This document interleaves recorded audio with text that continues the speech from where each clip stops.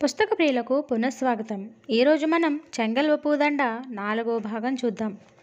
ఆకాశం అంతా మేఘావృతమై ఉంది. అప్పుడప్పుడు మెరుస్తోంది. వర్షం పడేలా ఉంది. కాంతమ్మ కంపెనీ ఎక్కడా? రిక్షావాడు నా వైపు వింతగా దూరంగా ఉన్న పెంకుటిల్లు చూపించాడు.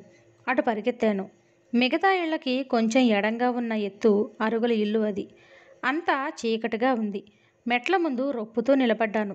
నుదుటి మీదకి చెమట కారుతోంది. గుండె వేగంగా కొట్టుకుంటోంది. అడుగు ముందుకు వేసి మెట్లు ఎక్కబోయాను. ఎవరు కావాలి? బొంగురుగా వినిపించింది. ఆగి తలెత్తి చూశాను. అరుగు మూల ఒక 6 అడుగుల మనిషి భయంకరంగా నిలబడి ఉన్నాడు. గళ్ళలుంగి బనీను, చేతిలో కర్ర నిటారుగా పట్టుకున్నాడు. ఎవరు లేరు ఇప్పుడు. గంటాగిరా. నాకు కాంతమ్మ కావాలి. ఫెళ్ళున నవ్వాడు. మట్టి పెళ్ళ క్రింద పడుతున్నట్టుంది ఆ ధ్వని.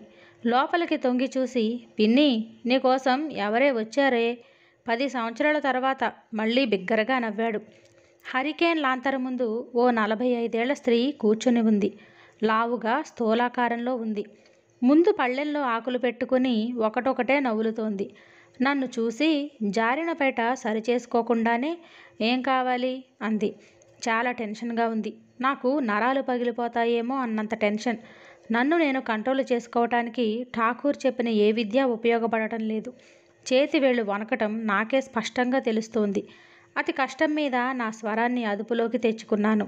అరచేతితో లాకెట్ పట్టుకొని ఆమె కళ్ళ ముందు ఆడిస్తూ, ఇదెక్కడిది నీకు అన్నాను. ఆ నీరసంలో నా కంఠం ప్రతిధ్వనించింది.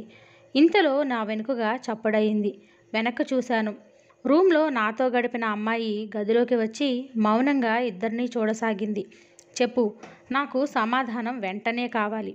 ఏం చెప్పాలి? ఈ లాకెట్ ఎక్కడిది? కొనుక్కున్నాం వెటకారంగా ధ్వనించింది. ఎక్కడా? కొద్దిగా సహనం కోల్పోతున్నాను. అవన్నీ నీకెందుకు? తలతిక్కగా అంది. కావాలి అరిచాను. అర్ధరాత్రి పూట ఇంట్లోకొచ్చి ఏమిటి గొడవ? ఆమె మాట పూర్తి చేయకుండానే కాంతమ్మ అని అరిచాను. నాకెక్కువ సమయం లేదు. నా ఓర్పుని పరీక్షించటం అంత మంచిది కాదు. ఇదిగో ఈ లాకెట్ తీసుకో. కానీ ఇది ఎక్కడి నుంచి వచ్చిందో చెప్పటం నీ ఆరోగ్యానికి మంచిది. చెప్పు. ఆమె క్షణం నాకేసి తదేకంగా చూసి జగూ అని కేకేసింది. నన్ను మొదట పలకరించినవాడు లోపలికి వచ్చాడు. చూడు, ఈ కుర్రాడు ఏదో గొడవ చేస్తున్నాడు, బయటకు పంపు అంది. వాడు నా దగ్గరకు వచ్చి నవ్వి, ఏం బుల్లోడా అన్నాడు. నేను పట్టించుకోకుండా ఆమెతో, నేనేం గొడవ చేయను కాంతమ్మ. ఈ లాకెట్ ఎక్కడ దొరికిందో చెప్పు, వెళ్ళిపోతాను అన్నాను. ఆమె వాడి వైపు చూసి ఏదో సైగ చేసింది. నా మెడ చుట్టూ చేయి వేసి బలంగా ముందుకు తోశాడు. వెళ్ళి కాళ్ల ముందు పడ్డాను. పెదవి చిట్లి రక్తం ఉప్పగా తగిలింది. ఆ అమ్మాయి జాలిగా నా కేసు చూస్తోంది. చేతుల మీద నెమ్మదిగా లేచాను. వాడి దగ్గరగా వెళ్ళాను. నాకన్నా చాలా పొడుగ్గా ఉన్నాడు. అయినా అదేమంత పెద్ద సమస్య కాదు. నేను దగ్గరకు రాగానే నవ్వి మెడ మీద చరచటానికి చెయ్యి ఎత్తాడు. అదే వాడు చేసిన పొరపాటు. భుజానికి క్రిందిగా గూడి పక్కన ఉండే నరం మీద అరచేతిని చాకులా చేసి కొట్టాను. నోట్లో నుంచి అరుపు రాకుండా ముందుకు పడ్డాడు. పడతాడని నాకు తెలుసు. కుడికాలుని పొజిషన్లో ఉంచుకున్నాను. సరిగ్గా మొహం పాదం మీదకొచ్చి పడింది. చిన్న జర్కుతో పాదం కదిలింది. ప్రత్యర్థి ముక్కుదూలం విరిగిందని, ఇక అది జీవితంలో మళ్ళీ మామూలు షేప్లోకి రాదని నాకు తెలుసు. కానీ యుక్తాయుక్తాలు విచారించే స్థితిలో లేను. హరికేన్ లాంతరు పక్కన శవంలా పడి ఉన్నాడు వాడు. కాంతమ్మ నా వైపు భయంగా చూస్తూ అడుగు వెనక్కి వేసింది. మూలగా నిలుచున్న అమ్మాయి వైపు చూశాను. మా చూపులు క్షణంసేపు కలుసుకున్నాయి. పెదవులు విడివడినట్టు నవ్వింది ఆమె. ఈ అమ్మాయిల్ని వీడు చాలా బాధ పెడుతూ ఉండాలి. కాంతమ్మ వైపు తిరిగి, ఇప్పుడన్నా చెప్తావా అని అడిగాను. ఏం చెప్పను అంది సన్నగా. ఇంతకు ముందున్న దర్పం ఆ కంఠంలో లేదు. ఈ లాకెట్ ఎలా వచ్చింది నీకు? ఎక్కడి నుంచో ఒకత్తి కంపెనీకి వచ్చింది. దాని మెళ్ళోది వదిలేసి వెళ్ళిపోయింది. నా దవడ కండరం బిగుసుకుంది. ఊపిరి బిగబట్టి ఎవరు ఆమె అడిగాను. నా కంఠం భయంతో వణికింది. ఎంత ఘోరమైన విషయమైనా వినటానికి సిద్ధంగా సర్వేంద్రియాలన్నీ కూడగట్టుకున్నాను. జ్ఞాపకం లేదు. ఎవరో వస్తుంటారు, పోతూ ఉంటారు. అందరినీ గుర్తుపెట్టుకోవడం కుదరదు. ఆమె దగ్గరగా వెళ్ళాను. నాకు కావాలి, గుర్తు తెచ్చుకో కఠినంగా అన్నాను. అబ్బో, ఇప్పటి మాట. ఎన్నాళ్ళయిందో. గొలుసు వదిలేసి వెళ్ళిపోయింది. ఈరోజు దీన్ని వేసుకుని వెళ్ళమన్నాను. అనకున్నా సరిపోయేది, గొణిగింది. 2 చేతులతో ఆమె గొంతు పట్టుకున్నాను. జ్ఞాపకం చేసుకొని చెప్పు, లేకపోతే ఈరోజు నా చేతిలో నీ చావు తప్పదు. నా చేతుల మధ్య గింజుకోసాగింది. ఇంకొంచెం సేపు అయి ఉంటే ఏమయ్యేదో తెలియదు. కానీ అంతలోనే మూలనున్న అమ్మాయి కంఠం సన్నగా వినిపించింది. నాకు తెలుసు. మెడ వదిలేసి ఆమె వైపు తిరిగాను. నాకు జ్ఞాపకం ఉంది. ఆ గదిలో చీమ చిటుక్కుమంటే వినిపించేటంత నిశ్శబ్దం అమలుకుంది. చప్పున తేరుకుని ఎవరామే అడిగాను. పార్వతి అని. దూరంగా ఎక్కడో గట్టిగా ఉరిమింది. వాన ధారలు ధారలుగా పడుతోంది. బయట మెరిసినప్పుడల్లా గది వెలుతురుతో నిండిపోతోంది. కాంతమ్మ బిక్కుబిక్కుమంటూ చూస్తోంది. ఆ అమ్మాయి ఏదో చెబుతోంది. నేను నేను నాలో నేను. అసలు ఆమె మాట్లాడేది ఏమీ వినిపించటం లేదు. పార్వతి. నాతో అడవిలో దాగుడు మూతలు ఆడుకునే పార్వతి. చిలిపి చిలిపి తగాదాలకు అమ్మ దగ్గరకు వెళ్ళి ఫిర్యాదు చేసి వెక్కిరించే పార్వతి. ఈ అంధకార కోపంతో ఈ రౌడీల ప్రాపకంలో ఎంత విషాదంగా బ్రతుకు వెళ్ళబుచ్చిందో. నా చుట్టూ ప్రపంచం గిర్రున తిరుగుసాగింది. నిలదొక్కుకోవటానికి చాలా శక్తి కూడగట్టుకోవలసి వచ్చింది. పార్వతి. పార్వతి ఎక్కడుంది ఇప్పుడు? నా కంఠం నాకే బలహీనంగా వినిపించింది. మాకు తెలియదు కాంతమ్మ అంది. కృంగిపోయాను. వెళ్ళిపోయి ఎంతకాలమైంది? 4-5 సంవత్సరాలు అయింది. ఎక్కడికి వెళ్ళింది? తెలీదు. పారిపోయింది. అయిపోయింది. ఉన్న ఒక్క ఆధారము పోయింది. మళ్ళీ మొదటి నుంచి వెతకాలి. అప్పటి వరకు బిగబట్టిన బలమంతా జారిపోయినట్టయింది. ఒక్కసారిగా నిస్సత్తువ ఆవరించింది. బయటికి అడుగులు వేశాను. పార్వతి ఎక్కడుందో నాకు తెలుసు. నెమ్మదిగా ఆ అమ్మాయి కంఠం వెనక నుంచి వినిపించింది. గిరుక్కున వెనుతిరిగాను. ఒక్కసారిగా రక్తం మళ్ళీ వడివడిగా ప్రవహించడం మొదలుపెట్టింది. ఎక్కడుంది? ఆమె భుజాలు పట్టుకుని ఊపేస్తూ దాదాపు అరిచాను. 4 రోజుల క్రితం హాస్పిటల్లో చూశాను. ఆ పరిసరాల్లోనే ఉందట. ఆ మాత్రం ఆధారం చాలు. ఎక్కడున్నా వెతికి పట్టుకోగలను. బయటకు పరిగెత్తాను. వర్షం ధారగా కురుస్తోంది. క్షణం అరుగు మీదే నిలబడ్డాను. ఈ రాత్రి ఈ వర్షంలో ఎక్కడని వెతకను? కానీ వెతికి తీరాలి. విధి నాతో ఇంత కర్కశంగా దాగుడు మూతలాడుతుందని అనుకోలేదు నేను. విదే కాదు, 3 కోట్ల దేవతలు ఎదురొచ్చినా నా ప్రయత్నాన్ని విరమించదలుచుకోలేదు. అడుగు ముందుకేశాను. వర్షపు జల్లు మొహాన్ని తడిపేసింది. ఇంకో మెట్టు దిగాను. నేను వస్తాను వెనక నుంచి వినిపించింది. ఆగి వెనక్కి చూశాను. తెల్లచీరమ్మాయి. ఎక్కడికి? అర్థం కానట్లు అడిగాను. మీతో పాటు వెతకటానికి. వీల్లేదు కాంతమ్మ అరిచింది. ఆమె వైపు ఒకసారి తిరస్కరంగా చూసి పదండి అంది నాతో. వెనక నుంచి కాంతమ్మ ఇదెక్కడ కర్మరా భగవంతుడా అని రోదిస్తోంది. ఇద్దరం కదిలాం. మీరు పార్వతిని గుర్తుపట్టలేరు. నేను ఉండటం చాలా మంచిది. మెట్లు దిగింది. కానీ ఈ వర్షంలో ఆమె తొందరగానే కనబడుతుందని నాకు నమ్మకం ఉంది అని ఆగి నెమ్మదిగా, మీరు ఆమె కోసం చూపిస్తున్న ఆతురత చూస్తుంటే మీ సాన్నిధ్యంలో ఆమె సుఖపడుతుందని అనిపిస్తోంది. అది ఆ కంఠంలోని నాకు అర్థం కాని భావం ఏదో వినిపించింది. ఆమె అంటే నీకెందుకంత అభిమానం? మేం కలిసి ఉన్న రోజుల్లో చెల్లి అని పిలిచేది. అంతే. మరి మాట్లాడలేదు నేను. రిక్షా ఎక్కి హాస్పిటల్కి అన్నాను. బేరమాడకుండానే రిక్షా నెమ్మదిగా కదిలింది. వర్షం ఆగి ఆగి కురుస్తోంది. చలికి ముడుచుకుని కూర్చుని ఉంది. ఆమె కొద్దిగా వణుకుతోంది. ఏమవుతుంది ఈమె నాకు? ఎందుకోసం ఈ వర్షంలో ఎముకలు కొరికేసే ఈ చలిలో నాతో వస్తుంది? విశ్వసజననీయమైన ప్రేమని స్త్రీలో ఎక్కడో అమరుస్తాడు కాబోలు దేవుడు. ఆప్యాయతో ఒక్కసారి నా హృదయం నిండిపోయింది. తరచి చూస్తే మానవ హృదయం కన్నా గొప్పది లేదు. రిక్షావాడు క్రిందికి దిగి ఎత్తులో పైకి లాగుతున్నాడు. ఆ నిశ్శబ్దాన్ని భరించలేకపోయాను. పార్వతి ఎలా ఉంది అడిగాను. నా ఆతృతని పసిగట్టినట్టు ఆమె చెప్పసాగింది. నేను వచ్చేటప్పటికే అక్క ఇక్కడుంది. మొదటి నుంచి అందరితోనూ కలిసేదే కాదు. సాధారణంగా ఇక్కడికి వచ్చాక కొంతకాలానికి ఎవరైనా మారిపోతారు. కానీ ఆమె అలా కాదు అని ఆగి నెమ్మదిగా, ప్రతి 4 రోజులకి జగ్గడి చేతిలో నరకం అనుభవించేది. కొంచెం అందంగా అలంకరించుకోమని, వచ్చేవాళ్లతో నవ్వుతూ మాట్లాడమని కాంతమ్మ పోరేది. తను వినేది కాదు. ఫలితం జగ్గడు. మెరుపులో నా మొహం చూసి ఆగింది. చెప్పు అన్నాను. నా కంఠం వణికింది. ఆమె మాట్లాడలేదు. క్షణం ఊరుకొని నా చేతిని తన చేతిలోకి తీసుకొని తట్టుకోవాలి తప్పదు అంది అనునయిస్తున్నట్లు. నన్ను నేను సంభాళించుకోవటానికి ప్రయత్నిస్తూ తర్వాత ఏం జరిగిందో చెప్పు అన్నాను. అక్క ప్రవర్తనతో కాంతమ్మ విసిగిపోయింది. తిండి దండగా అని విసుక్కునేది. ఈ లోపులో చెప్పు ఏమైంది? ఇంకేం లేదు అంతే అంది. ఆమె మరి ఆ విషయం మాట్లాడటానికి ఇష్టం లేనట్టు. బలవంతం చేయలేదు నేను. పార్వతి ఇక్కడి నుంచి తప్పించుకుంది. అంతే చాలు. ఇక కష్టపడనివ్వను. పవిత్రత మనసుకి సంబంధించినదని, శరీరానికి కాదని ఆమెను ఒప్పించడానికి కొద్దిగా కష్టపడాల్సి ఉంటుంది. అంతే, ఒప్పించగలను. ఈ ఆలోచన వచ్చిన తర్వాత మనసు తేలికపడింది. అప్పటి వరకు అస్పష్టంగా మనసులో తొలిచేస్తున్నట్లు ప్రశ్న బయటకొచ్చింది. పార్వతి ఇక్కడికి వచ్చి ఎన్నాళ్ళయింది? నాకన్నా 2 నెలల ముందు. నేనే 15వ ఏట వచ్చాను అంటే లెక్క వేయసాగింది. అసందిగ్ధమైన భావాల మధ్య అస్పష్టంగా అన్నాను. అప్పుడు ఆమెకి పిల్లలు ఎవరూ లేరా? ఆమె జవాబు చెప్పటానికి క్షణం ఆలస్యం చేసింది. నా గుండె వేగంగా కొట్టుకుంటోంది. ఇక్కడికి వచ్చేసరికి అక్కకి 6వ నెల. కానీ ఊపిరి బిగబట్టి కానీ అన్నాను. తర్వాత కాంతం బలవంతంగా తీయించేసింది. అంది నెమ్మదిగా. ఎంతో గొడవ జరిగింది. బలవంతంగా 3 కలిసి చేశారు. అప్పటి నుంచే అక్క ఆరోగ్యం దెబ్బతింది. బిడ్డ బయటకొచ్చాక కూడా కొంచెం సేపు బ్రతికే ఉన్నదని, కాంతం అరచేత్తో మొహం నొక్కేసిందని నా దగ్గర చెప్పుకొని ఏడ్చింది. జరిగిందంతా జ్ఞాపకం తెచ్చుకుంటున్నప్పుడు ఆమె కంఠం రుద్ధమైంది.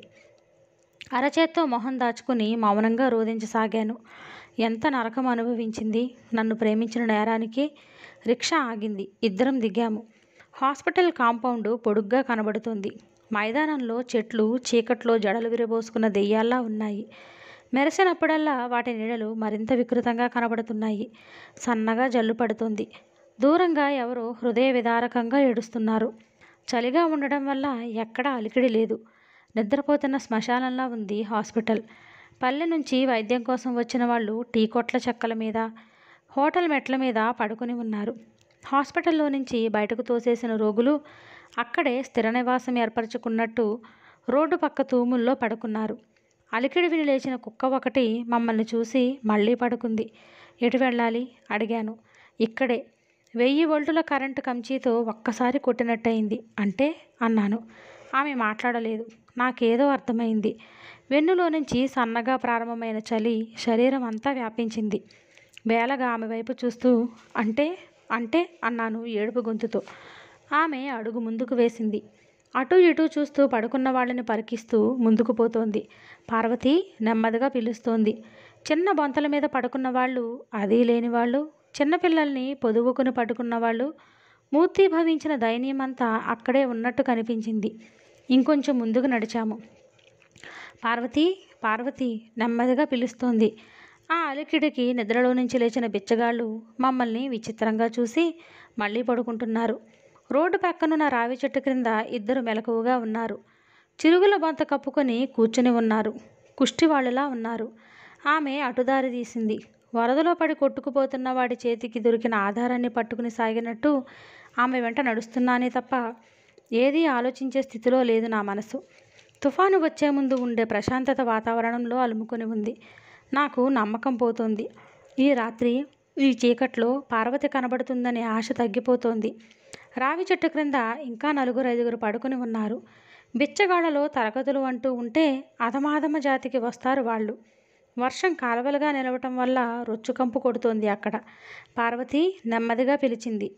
ఇద్దరిలో ఒకడు వెనక్కి తిరిగి అస్పష్టంగా ఏదో అన్నాడు. రెండోవాడు పక్కకు జరిగాడు. మధ్యలో ఎవరో పడుకుని ఉన్నారు. ఆమె ఇంకొంచెం దగ్గరకు వెళ్ళి మరీ పిలిచింది. పడుకున్న ఆకారం అస్పష్టంగా కదిలింది. ఇద్దరిలో ఒకడు తల కింద గడ్డి సరిచేస్తున్నాడు. చేతిని ఎత్తి సరిగ్గా పెడుతున్నాడు. నాలో అసందిగ్ధంగా ఏదో అనుభూతి కలిగింది. జన్మజన్మల సన్నిహితత్వాన్ని మేలుకొలిపే అనుభూతి. ఒక్క అంగలో ముందుకు దూకాను. వంగి ఆమె తలని చేతుల్లోకి తీసుకోబోయాను. తళుక్కున మెరుపున మెరిసిన మెరుపు ఆ ప్రదేశాన్ని అంతా క్షణం పాటు వెలుగులో నింపింది. ఆ వెలుగులో స్పష్టంగా ఆమె ఆకారం కనిపించింది. పార్వతి! దిక్కులు పిక్కటెల్లేలా నా గొంతులో నుంచి వెలువడిన కేక ఆకాశంలో ప్రతిధ్వనించిన ఉరుములో కలిసిపోయింది. ముక్కు లోపలికి పోయి కనుబొమ్మలు వికృతమై బుగ్గలు మాంసఖండాలుగా వేలాడుతూ ఉంటే ఏదో మృగం తినేసినట్టున్న చేతి వేళ్లతో దొరికిన ఆధారాల్ని పట్టుకోవటానికి విఫలయత్నం చేస్తోంది ఆ శుష్క శరీరం. ఆవగింజ వేస్తే పేలిపోయేటంతగా సలసలా మాడిపోతోంది ఒళ్ళు. ఆమెని 2 చేతులతో ఒడిలోకి తీసుకున్నాను. ఏం చేయటానికి పాలుపోలేదు. ఆకుల సందుల్లో నుంచి వర్షపు చినుకులు పడుతున్నాయి. బయట ప్రపంచంతో తనకేమీ సంబంధం లేనట్టు అచేతనంగా నా చేతుల మధ్య పడి ఉంది ఆ శరీరం. ఇంకెంతోసేపు లేదు, 5-10 నిమిషాలు. ఇద్దరిలోనూ ఒకడన్నాడు.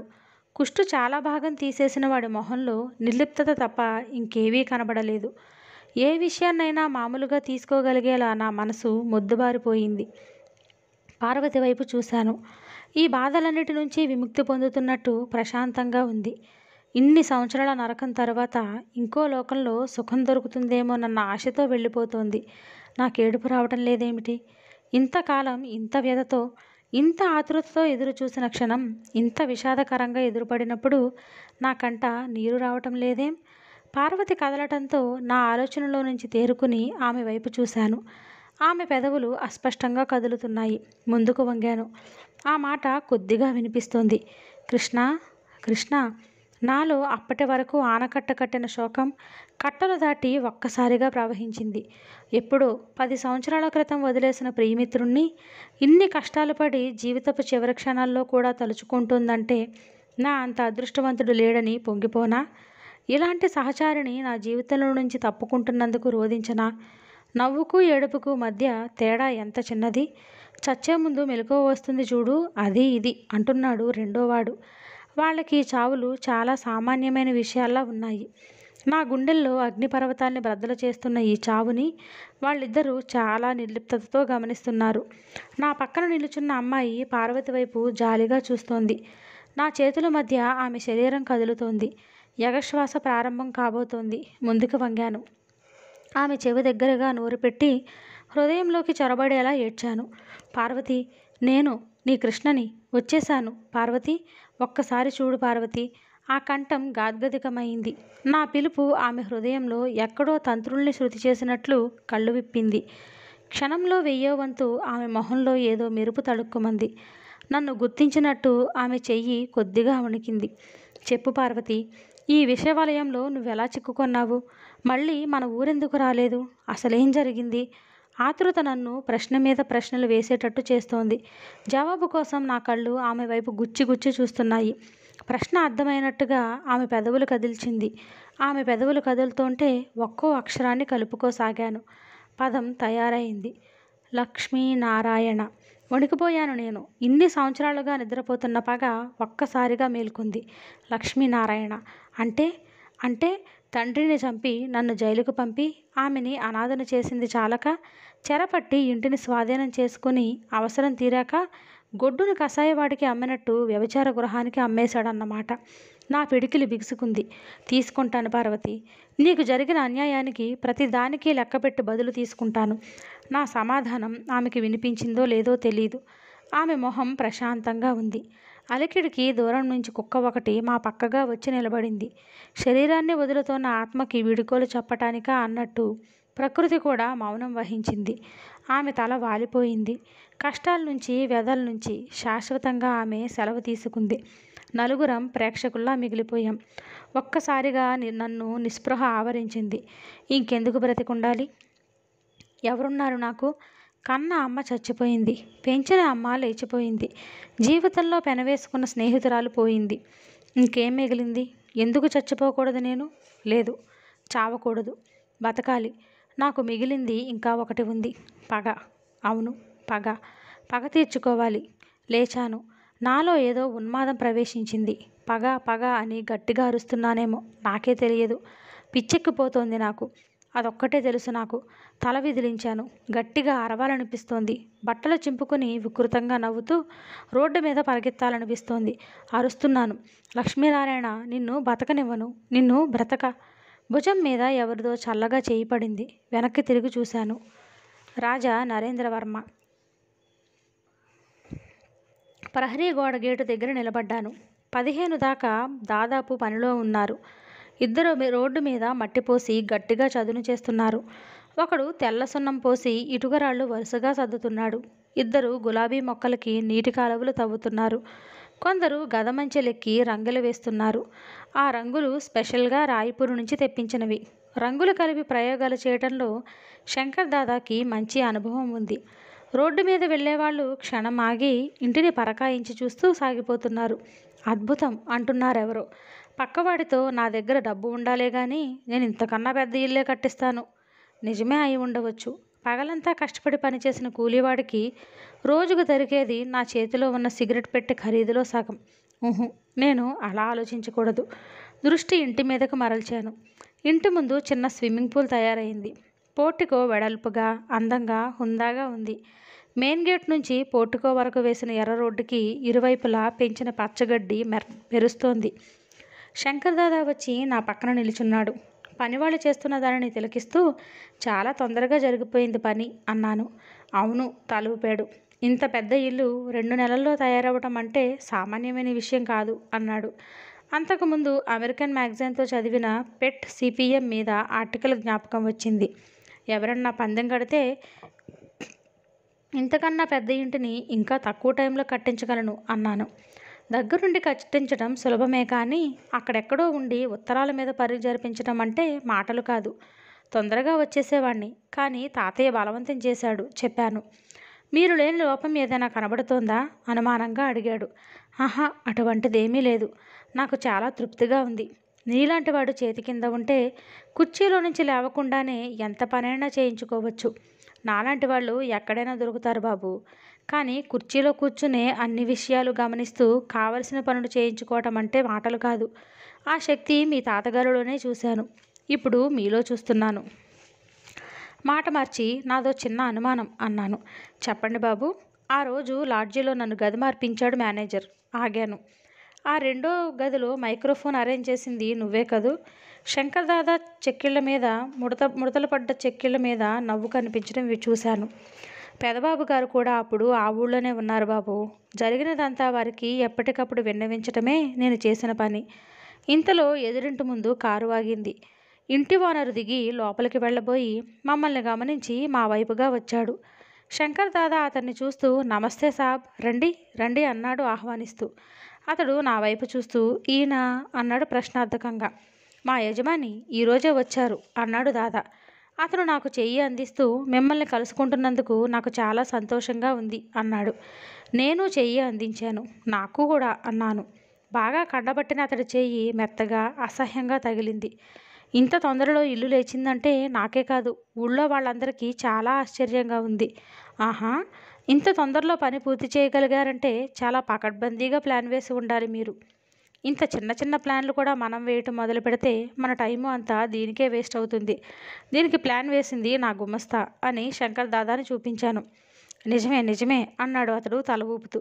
పెద్ద పెద్ద డెసిషన్లు మనం తీసుకోవాలి. అర్ధాంతరంగా గొప్పవాడైపోయి స్టేటస్ నిలుపుకునే తాపత్రయం అతడు వాడే ఇంగ్లీష్ పదాల్లో కనిపించింది. ఇంతవరకు నా ఇల్లు ఈ ఊళ్ళో కల్లా పెద్దది. ఇక నుంచి మీది నవ్వాడు. అందులోనూ ఎదురెదురు. 4 రోజుల్లో మంచి ముహూర్తం ఉందట. ఊళ్ళో పెద్ద పెద్ద వాళ్ళందరికీ పార్టీ ఇద్దామనుకుంటున్నాను గృహ ప్రవేశం సందర్భంలో అన్నాను. ఎలాగూ ఈ ఊళ్ళోనే సెటిల్ అవుదాం అనుకుంటున్నాను కాబట్టి అందరినీ పరిచయం చేసుకోవాలి కదా. అవునవును, అందరూ మిమ్మల్ని కలుసుకోవాలనుకుంటున్నారు. మీరు ఆ రోజు నాతో తప్పకుండా రావాలి. నాకెవరూ తెలియదు కదా అభ్యర్థిస్తున్నట్లుగా అడిగాను. అతడి మొహంలో ఆనందం స్పష్టంగా కనిపించింది. అలాగే అలాగే అన్నాడు ఉబ్బితబ్బిబ్బవుతూ. సాయంత్రం తీరిగ్గా మాట్లాడుకుందాం అన్నాను షేక్ హ్యాండ్ ఇస్తూ. మంచిది అని కదలబోతూ మీ పేరు అని అడిగాడు. మోహన్ కృష్ణ, కృష్ణమోహన్ అన్నాను. అలాగా, బాగుంది బాగుంది. నా పేరు లక్ష్మీనారాయణ అన్నాడు. ఎంత ఖర్చయింది ఇప్పటికీ? 1,00,000. ఇంకో 20,000 దాకా ఖర్చు ఉంటుంది. పుస్తకం చూడకుండానే చెప్పాడు. రేపు పార్టీకి ఓ 10,000 ఖర్చు పెట్టవలసి ఉంటుంది. తలూపాడు. బై ఆ అడవి పాడవటం ఏమైంది? మనకే వచ్చింది. గుడ్. పీచు స్టాక్ రెడీగా ఉంది. షిప్ కుదరలేదు, అదే ఆలస్యం. ఆ క్వారీలో పని ఎలా జరుగుతోంది? అన్నిటికన్నా అందులోనే ఎక్కువ లాభం వచ్చేట్టు ఉంది. పని చురుగ్గా సాగుతోంది. ఆ రంపపుపడి కాంట్రాక్టర్ మొత్తం అంతా తనే కొనుక్కుంటానంటున్నాడు. వెంటనే అమ్మేయండి.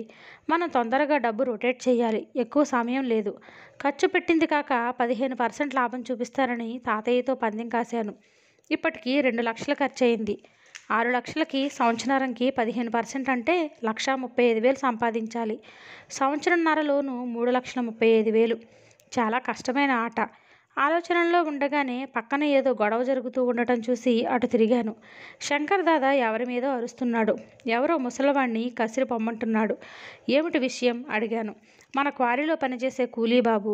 ఇంట్లో చిన్న పిల్లకి బాగోలేదట. వారం రోజుల కూలీ ఈవేళ కావాలట అన్నాడు. అతడి వైపు చూశాను. 60 ఏళ్లుంటాయి. అస్థిపంజరానికి చర్మపు పాటలు తొడిగినట్టున్నాడు. మేనేజర్ని అడగకుండా ఇక్కడికి ఎందుకు వచ్చాడు? అలా ఇవ్వరు బాబు అన్నాడా వృద్ధుడు. అవును, ఒకసారి వారం రోజులు కూలీ ఇచ్చేస్తే మళ్ళీ కనబడరు. అలాగే ఉడాయించేస్తారు అన్నాడు దాదా. శంకర్ దాదా వైపు తదేకంగా చూశాను. మనిషి మంచితనం మీద అంత తక్కువ నమ్మకం పెంచుకోవటం సాటి మనిషిగా అవమానం కాదా అన్నట్టు. మా పిల్లకి అస్సలు బాగోలేదు బాబు, దీనంగా చేతులు జోడించాడు అతడు. అతడికి బాగోలేనట్టుంది. జోడించిన చేతులు సన్నగా వణుకుతున్నాయి. వృద్ధాప్యంతో ముడతలు పడ్డ చెక్కిళ్ల మీద నీటి చుక్క తళుక్కుమంది. గాజు కళ్ళు ఆర్తిగా చూస్తున్నాయి. జేబులో నుంచి 20 రూపాయలు తీశాను. ఇదిగో వారం రోజులకి కూలి, ఎగ్గొట్టకుండా రా అన్నాను. వణుకుతున్న చేతులతో అందుకొని నా వైపు నీళ్లు నిండిన కళ్ళతో చూశాడు. నేను ఊహించినంత తొందరగా వంగి నా కాళ్ళు స్పృశించి తప్పక వస్తాను బాబు, తప్పకుండా అని గొణుక్కుంటూ వడివడిగా వెళ్ళిపోయాడు. నిశ్చేష్టత నుండి తేరుకుని దాదా వైపు తిరిగి నవ్వాను. అతడు నవ్వలేదు. నెమ్మదిగా అన్నాడు, అనుభవం లేనప్పుడు ఈ కష్టాలు వింటుంటే రక్తం పరిగెత్తి ఏదో చెయ్యాలనిపిస్తుంది బాబు. అలా చేసేస్తూ పోతే అనుభవం వచ్చేసరికి ఏమి మిగులుద్ది? కొరడాతో కొట్టినట్టు నిలబడిపోయాను. నిజమే, పచ్చి నిజం. నా క్రింద దాదాపు 1000 మంది దాకా పనిచేస్తున్నారు. అందరికీ తలో కథ ఉండొచ్చు. ఇలా సహాయం చేసుకుంటూ పోతే ఏమి మిగులదు. నాలో పెట్టుబడిదారుణ్ణి ఇంకా బలంగా నిర్మించుకోవాలి. అంతకుముందు రాత్రి 10,000 రూపాయల్ని చాలా సులభంగా వదిలేసుకోగలిగిన నేను ఈ 20 రూపాయల కోసం ఇంత ఆలోచిస్తున్నాను. ఆలోచిస్తూనే డబ్బు సంపాదించడానికి వీలైన మార్గాలన్నీ వెతికాను. దొరికింది. మీ పేరు మీద కార్నవల్ ఒకటి ప్రారంభిద్దామనుకుంటున్నాను దాదా అన్నాను. శంకర్ దాదా ఉలిక్కిపడి ఏమిటి బాబు అన్నాడు. అవును దాదా, మామూలు బిజినెస్ల్లో మనం అనుకున్నంత డబ్బు రాదు. మనుషుల బలహీనత మీద ఆడుకోవాలి, తప్పదు. శంకర్ దాదా వెళ్ళిపోయాడు. ఎంతో అసంతృప్తిగా ఉంది. ఇదో ఇదో యోగోని వికలమైన మనసుని అదుపులో పెట్టుకోవటానికి చాలా శ్రమ పడవలసి వచ్చింది. నన్ను ఈ ఆలోచన నుంచి బయటపడేయడానికా అన్నట్టు లక్ష్మీనారాయణ కారు ఇంటి ముందు ఆగింది. విండోలో నుంచి తల బయటకు పెట్టి రండి అన్నాడు. దగ్గరగా వెళ్ళి మీ కారు వద్దు, నా కారులో వెళదాం అన్నాను. డ్రైవర్ నా కారు తీసుకొచ్చి పక్కగా ఆపాడు. నారాయణ మారిస్ మైనర్ దిగి ప్లిమత్ ఎక్కాడు. దాదాపు 20 మంది దంపతుల్ని పిలిచాను. అందరూ ఆ ఊళ్ళో బాగా పేరున్నవాళ్ళు. కానీ ఒక సంగతి మాత్రం నిజం. నిజమైన సివిలైజేషన్ అంటే ఏమిటో ఎవరికీ తెలియదు. వాళ్లల్లో ఇంగ్లీషు వాడి సాగరికత వారి మీద పడింది. పోనీ ఆ ఇమిటేషన్ అన్నా సరిగ్గా చేస్తారా అంటే అదీ లేదు. ఫోర్కుతో చప్పుడు చేయకుండా తినటం అందులో ఒక్కరికీ రాదు. ఒకటి గమనించాను, ప్రతి వాళ్ళకి ఆ ఇమిటేషన్ కల్చర్ పట్ల చాలా మక్కువ ఉంది. అందరికన్నా తమకెక్కువ తెలుసన్న సంగతి ప్రకటించుకోవటం కోసం వాళ్ళు చేసే ప్రయత్నాలు చూసి నవ్వు ఆపుకోవటానికి చాలా ప్రయత్నించవలసి వచ్చింది. అంతలోనే విచారం, ఎక్కడికి వెళుతోంది నా దేశం? ఈ మూర్ఖులు నా దేశపు సామాన్య క్యాపిటలిస్టులు. సరిగ్గా 8ంటికి పార్టీ ప్రారంభమైంది. వెజిటేరియన్, నాన్ వెజిటేరియన్ వేరువేరుగా అమర్చబడ్డాయి. నాప్కిన్ ఎలా వాడాలో తెలియక ఒక ఆమె అవస్థపడుతోంది. చిన్న పువ్వులో అమర్చిన క్యాసెట్ట తినే వస్తువో అలంకారం కోసం అమర్చిందో తెలియక కొందరు తటపటాయిస్తున్నారు. ఈ బల్ల మేయించి ఆ బల్ల దగ్గరికి అతిథుల సంగతి కనుక్కుంటూ లక్ష్మీనారాయణ పక్కనున్న ఖాళీ కుర్చీలో కూర్చున్నాను. ఎలా ఉంది ఈ డిష్? బ్రహ్మాండం, బ్రహ్మాండం అన్నాడు నారాయణ. ప్రతి మాటని 2 సార్లు స్టేన్ చేసే అలవాటు అతడికి ఉంది. నా పక్కన కూర్చున్న రామయ్య శెట్టి, మీరిక్కడే సెటిల్ అవుదామనుకుంటున్నారా అని అడిగాడు. అవుదామనుకుంటున్నాను. ఇక్కడ వాతావరణం నాకు చాలా బాగా నచ్చింది. అడవి, సెలయేరు. అయితే మా కంపెనీలో కొన్ని షేర్లు తీసుకోండి. షోర్ షోర్. అతడి భార్య మధ్యలో కల్పించుకుని, ఆయన వచ్చి 10 రోజులు కూడా కాలేదు, అప్పుడే బిజినెస్ మొదలు పెట్టారా అంది. రామయ్య శెట్టిని సమర్థించవలసిన సమయం నాకు వచ్చింది. ఒక్కసారి బిజినెస్లో దిగితే అంతే. సిసలైన బిజినెస్ మ్యాన్ అంటే అలాగే ఉండాలి అన్నాను. మట్టి పెళ్ళ విరగబడుతున్నట్లు బిగ్గరగా నవ్వి భలేగా చెప్పారు అన్నాడు లక్ష్మీనారాయణ. ఒకటి గమనించాను, ఈ సంభాషణలో లక్ష్మీనారాయణ భార్య పాల్గొనటం లేదు. తెల్ల షిఫాన్ చీర కట్టుకుందామే. చెవి వెనుకగా చిన్న జుట్టుపాయను కత్తిరించి చాలా అందంగా అమర్చింది. పెదవులకు వేసి వేయనట్టున్న లిప్స్టిక్ జాగ్రత్తగా గమనిస్తే గానీ తెలియటం లేదు. మీకెంతమంది పిల్లలు అడిగాను. లక్ష్మీనారాయణ చెప్పాడు. ఒక్కడే కొడుకు, BA పాస్ అయ్యాడు. బిజినెస్లో పెట్టాలి అని ఆలోచిస్తున్నాను. నా దగ్గరకు పంపండి. మోడర్న్ మేనేజ్మెంట్ టెక్నిక్స్లో ట్రైనింగ్ ఇస్తాను. షోర్ షోర్ అన్నాడు. అందరి డిన్నరు పూర్తయింది. లోకాభిరామాయణం మొదలైంది. మాటల సందర్భంలో ఒకరి దృష్టి గోడకి అమర్చి ఉన్న గుండ్రటి చెక్క ప్లేటు మీద పడింది. ఏమిటది అడిగాడు. అందరి దృష్టి దాని మీదకి మరలింది. లేచి వెళ్ళి దాని దగ్గర ఉన్న యూరోని తీసుకున్నాను. అదిగో ఆ ప్లేటు మీద ఉన్న ఎర్ర మచ్చను గుచ్చుకునేలా కొడితే 10 పాయింట్లు, దానిని ఆనుకుని ఉన్న తెల్ల సర్కిల్లో గుచ్చుకుంటే 5, బయట పసుపు అయితే 2. అది ఆట. ఇంత దూరం నుంచి ఎవరైనా కొట్టగలరని నేను అనుకోను అన్నారెవరో. కొడితే 1000 రూపాయలు ఇస్తాను అన్నాను నవ్వి. అంతా నిశ్శబ్దం. తగిలితే చాలా? ఆహా, చివరికి పసుపు రంగుకి తగిలినా సరే అన్నాను. అడిగిన యువకుడు లేచి నా చేతిలో నుంచి యూరో తీసుకుని విసిరాడు. వెళ్ళి పసుపు రంగులో గుచ్చుకుంది. చప్పట్లు మోగాయి. నేను నవ్వి అతడి భుజం తట్టి 1000 రూపాయల కట్ట తీసి ఇచ్చాను. వద్దు వద్దు మొహమాట పడ్డాడు. నోనో, మీరు తీసుకోవాలి, బలవంతం చేస్తున్నట్టు అన్నాను. అతి కష్టం మీద అతడి జేబులోకి నోట్ల కట్టని తోశాను. ఇష్టం లేనట్టు నటిస్తూనే తీసుకున్నాడు. ప్లేట్ మీద కొట్టడం కాదు, ఎర్ర స్పాట్ మీద కొట్టాలి ఎవరో అన్నారు. ఎంతిస్తారు? ఇంకో మూల నుంచి ఎవరో అడిగారు. 50. మళ్ళీ నవ్వులు. నేను ప్రయత్నిస్తాను అని బాణం తీసుకున్నాను.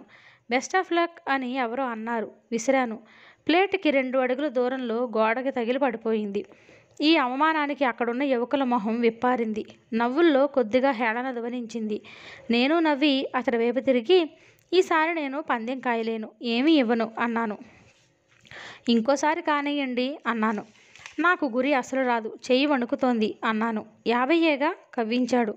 50 కాదు, ప్రయత్నిస్తాను, 10,000 పందెం అన్నాను. సూది పడేంత నిశ్శబ్దం గదిలో ఆవరించింది.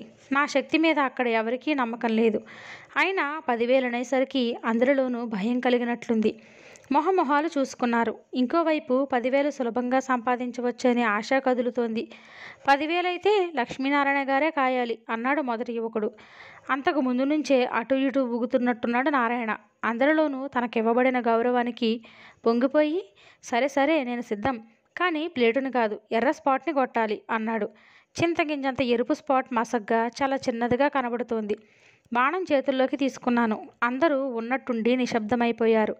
లక్ష్మీనారాయణ మొహం టెన్షన్తో ఎర్రబడింది. వాతావరణం గంభీరంగా మారింది. విసరబోయాను. అక్కడి నుంచి కాదు అరిచాడు లక్ష్మీనారాయణ. అతడి వైపు చూశాను. నిజానికి క్రిందటిసారి నేను విసిరింది అక్కడి నుంచే. నా ముందు విసిరిన యువకుడే నాకన్నా దగ్గరగా వెళ్ళి చాలా దగ్గర నుంచి విసిరాడు. అయినా నేనేమి గొడవ పెట్టదలుచుకోలేదు. 10 అడుగులు వెనక్కి వచ్చాను. ఇక్కడి నుంచి కొట్టనా అడిగాను. తలూపాడు. మరీ అంత దూరమా? అన్యాయం. ఎవరో రహస్యంగా నా వైపు సానుభూతి పలుకుతున్నారు. చూపుడు వేలు బొటనవేలు మధ్య యూరోని పట్టుకున్నాను. ఎర్రటి స్పాట్ వైపే ఏకాగ్రతతో చూశాను. 1/2 నిమిషం గడిచేసరికి ఎరుపు తప్ప నాకేం కనబడలేదు. బలమంతా వేళ్ల మధ్యలోకి తీసుకుని విసిరాను. హాలంతా చప్పట్లతో మోగిపోయింది.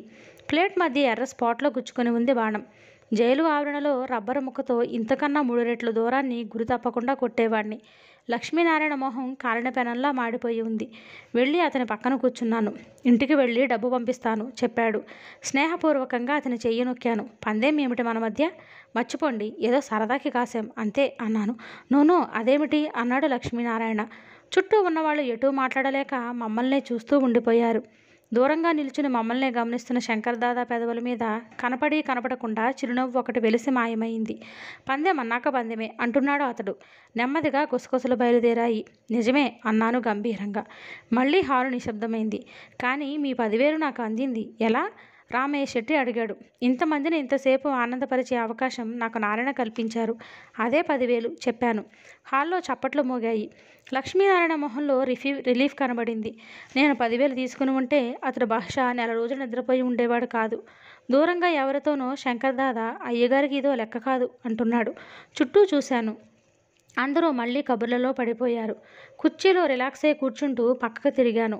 అప్పటి వరకు నా వైపు చూస్తున్న లక్ష్మీనారాయణ భార్య అటు చూసేసరికల్లా చప్పున తలదించుకుంది. కథ సాగుతోంది. మరిన్ని మంచి కథల కోసం ఛానల్ని సబ్స్క్రైబ్ చేయడం మర్చిపోకండి.